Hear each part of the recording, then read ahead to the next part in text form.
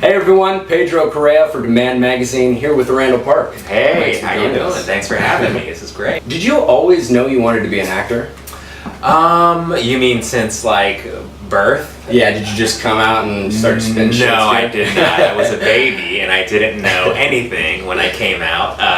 When I was a kid, I didn't know what I wanted. Well, you know what? I wanted to be a comic book artist. That's what I wanted to be when I was really young. Really? So I was super into comic books, which is kind of, in some ways, like, in my head, kind of similar to acting, because you get to see people, it's like a storyboard of like of a movie script, But it wasn't until college that I started acting for the first time, and really, I went to UCLA and got involved with like this theater group, co-founded this theater group there, and we kind of we didn't know what we were doing, but we just started writing plays and acting in them, and that's where I kind of discovered my love for it. Yeah, nice. In college. Great. And what was your first career-changing opportunity, whether it was stage or TV, film? God, I feel like I've had a few, but the most significant career change was when I first started. I was doing theater. So this was a while after I graduated college, and I was doing theater, but I was doing it on the side just for fun because I didn't think it was possible. I didn't think success was ever going to be possible, and nor did my family. They didn't want me to be an actor. Really? Yeah, and it wasn't until I was doing this play just for fun on the side, a run of this play in LA, and after the show, a TV executive came up to me. He was sitting in the audience the whole time, and he was like, you should really think of pursuing this, And that kind of, made me think, maybe I should. I've been doing this for so long, just for fun, because I love it. Yeah. Maybe I should make it my job, So from there on out, it kind of gave me the courage to, just say, forget the naysayers, I'm just gonna go for it, and I've been doing it ever since. Nice. Yeah. And you also do other kinds of performing, like stand-up. I've seen a little bit of your stand-up. Yeah, well, I haven't done stand-up in ages, but I did do stand-up for many years. Yeah, and how did that affect your career?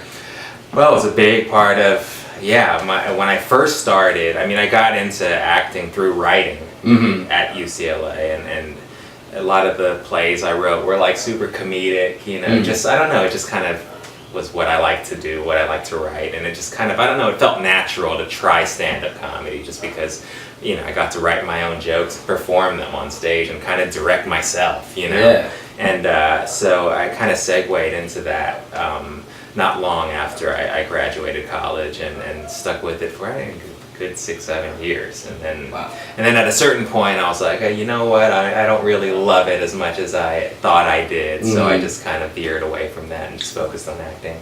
Gotcha. Yeah. And I remember seeing you on Wild and Out many years ago. Yeah. Do you still freestyle?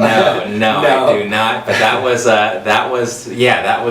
one of the, I guess, as far as career-changing opportunities, that was another like kind of big moment, because it was my first kind of regular job on a nationally televised TV show. And granted, it was more of like an improv show, but it was fun. It was like so much fun, and those were good times. Tell us about your character on Fresh Off the Boat. So in Fresh Off the Boat, I play Louis Huang, who's the father of the Huang family, and the show is about our family in the mid-90s making the move from Washington, D.C., where there's a Chinatown and all our family and friends are at, and we make this move to a predominantly white suburb of Orlando, and it's basically about our kind of adjusting to this new world.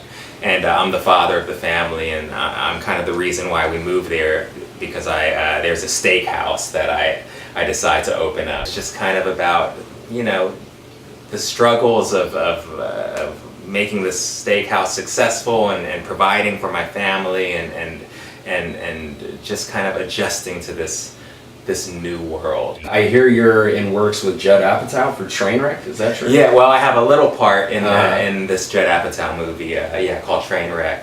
How was it working with Judd?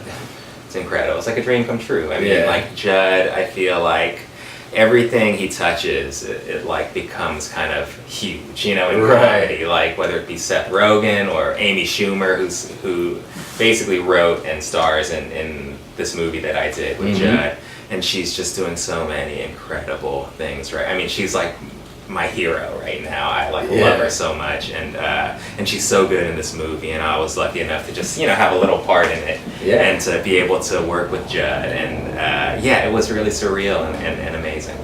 Excellent. Yeah, I'm excited to see that. I hear it's really good. I haven't seen it yet, but I hear it's really good. Yeah. Nice. And any other future projects you want to update our readers on? Well, there's a Netflix series called Wet Hot American Summer, First Day of Camp. And that's based on a movie called Wet Hot American Summer that came out many years ago and has a huge cult following. And I'm a huge fan of the movie myself, so like to be able to play a part in the upcoming web series. It's a Netflix series. It's pretty amazing, and a lot of great people are in it who are also in the original movie, like Amy Poehler and Bradley Cooper and Paul Rudd.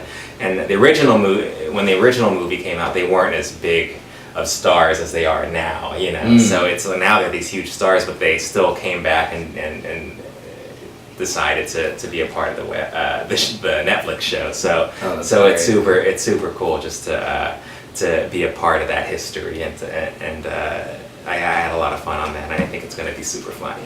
Excellent. Yeah. All right. Well, thanks for joining us, Randall. Thank Really you. Thanks for appreciate it. having me.